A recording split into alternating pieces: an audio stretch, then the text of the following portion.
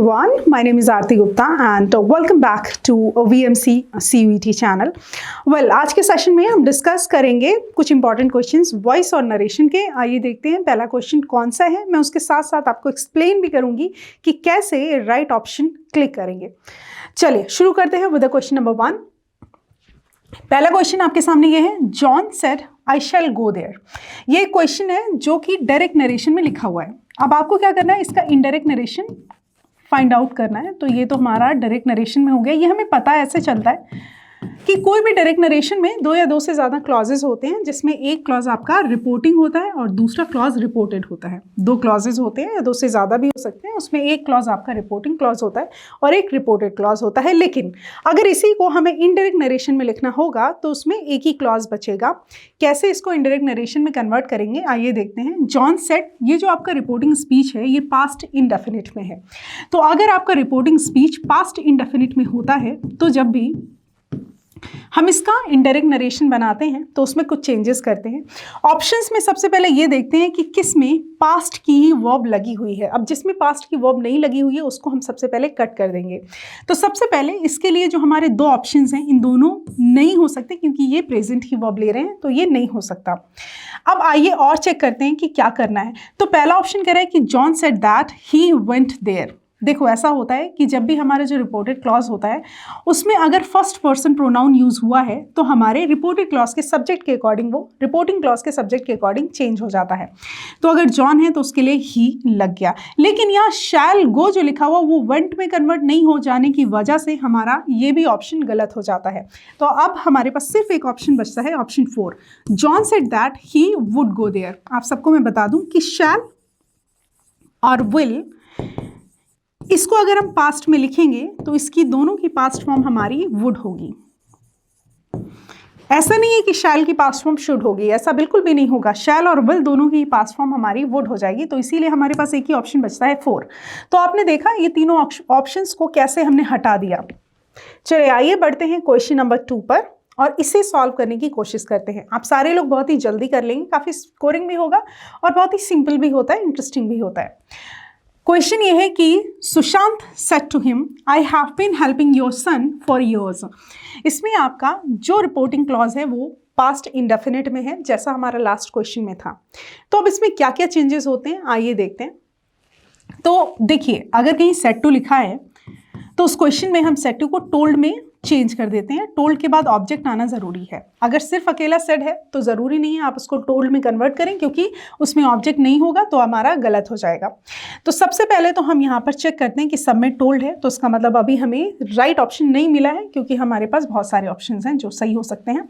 हाँ, हिम उसके बाद में आएगा और कॉमा इन्वर्टेड कॉमा को हटा के जनरली हम दैट का यूज़ करते हैं अगर हमारा अफर्मेटिव सेंटेंस है तो हमने यहाँ पर दैट का यूज़ कर लिया, ये भी हमें पता है। अब यहाँ पर आया आई एक फर्स्ट पर्सन प्रोनाउन है जो कि हमारे रिपोर्टिंग स्पीच के सब्जेक्ट के अकॉर्डिंग ही हो जाएगा, सुशांत को लेकर के ही हो जाएगा। तो हमने यहाँ पर आई को ही में कन्वर्ट कर दिया। अब यहाँ पर लिखा है have been helping your son. अब ये जो प्रेजेंट परफेक्ट कॉन्टिन्यूअस टेंस है, ये जब इनडायरेक्ट में कन्वर्ट होगा तो इस वर्ब की वजह से ये पास्ट में चला जाएगा। तो हैव बीन की जगह हो जाएगा हैड बीन। अब हम अगर इतना करेंगे तो हमें अपना आंसर मिल जाएगा। आइए देखते हैं कि हमें आंसर मिल रहा है कि नहीं। तो Sushant told him that he had been helping. अब यहाँ पे योर सन लिखा हुआ है, जो ये योर सन है तो ये सेकंड पर्सन प्रोनाउन में आएगा तो ऑब्जेक्ट के अकॉर्डिंग चेंज हो जाएगा। तो helping his son for years. और मुझे लगता है कि इसमें हाँ राइट ऑप्शन आपका 3 ही होगा, क्योंकि इसके अलावा और कोई भी ऑप्शन सही नहीं है। इसमें हैज़ बीन प्रेजेंट है इसलिए इसे कट कर देंगे। इसमें हैव बीन है जो कि गलत है और ये भी प्रेजेंट है, ये गलत है। तो इस क्वेश्चन को अगर हम आपको एक्सप्लेन नहीं करते तो आप इसको ऐसे राइट लगा सकते थे, क्योंकि इसमें हैव बीन है तो हर कंडीशन में आपका इनडायरेक्ट नरेशन कैसे बनेगा, पास्ट में, है ना। तो यहाँ पर पास्ट की वर्ब सिर्फ इसमें आई है, तो हमारा ऑप्शन 3 जो है वो परफेक्ट होगा। Next, he said to me I shall write an essay. उसने मुझसे कहा मैं ऐसे लिखूंगी या लिखूंगा। अब इसमें भी आपका रिपोर्टिंग क्लॉज जो है वो पास्ट इंडेफिनिट में है, तो इनडायरेक्ट बनाते समय आपका जो रिपोर्टेड क्लॉज है उसका टेंस बदल जाएगा और सारी चीज़ें मैंने आपको ऑलरेडी बता दी हैं। तो ही सेड टू मी, तो यहाँ पर आइए देखते हैं करेक्ट ऑप्शन कौन सा होगा। आई शैल राइट एन एसे।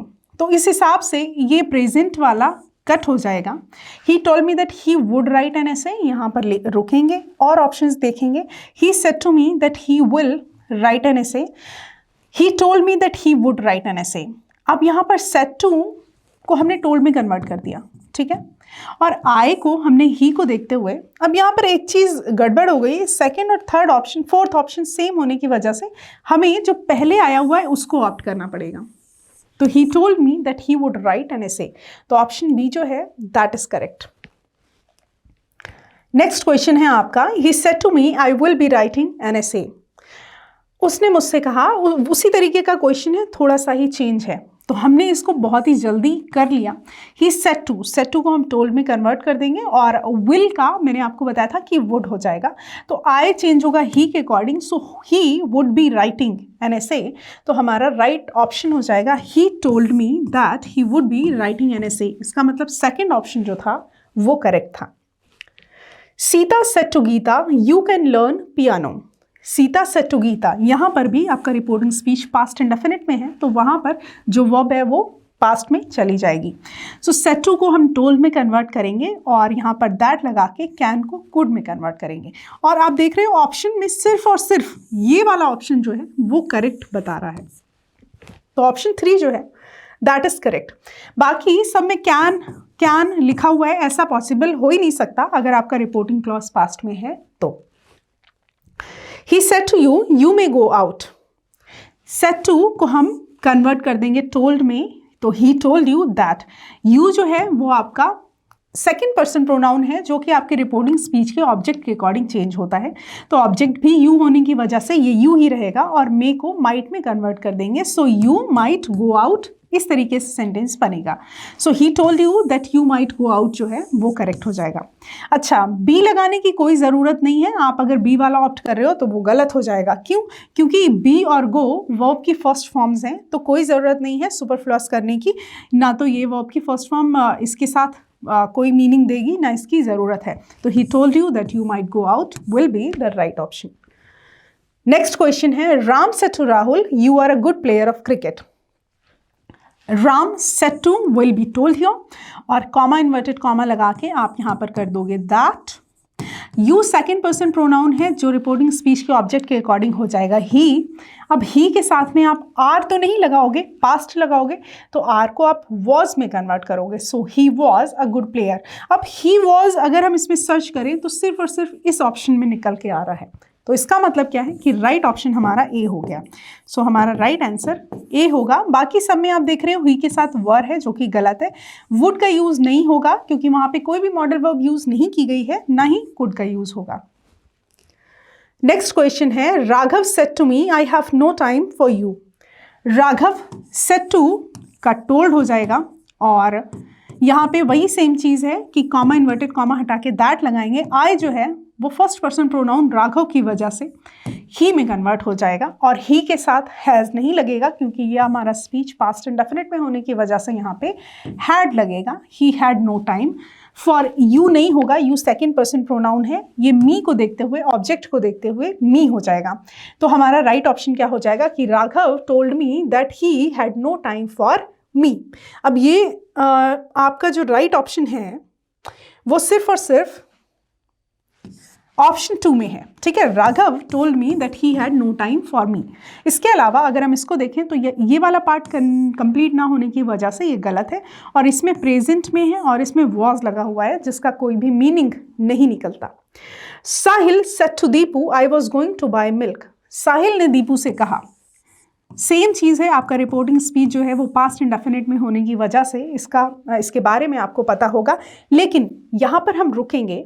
यहाँ पर ये जो आपका रिपोर्टेड क्लॉज है ये है पास्ट कॉन्टिन्यूअस में, और अगर ये पास्ट कॉन्टिन्यूअस में है तो याद रखिए अगर हम इसको इनडायरेक्ट नरेशन में कन्वर्ट करेंगे तो ये चला जाएगा पास्ट परफेक्ट कॉन्टिन्यूअस टेंस में। तो इसीलिए यहाँ पर Sahil told Deepu that he had been going to buy milk correct हो जाएगा।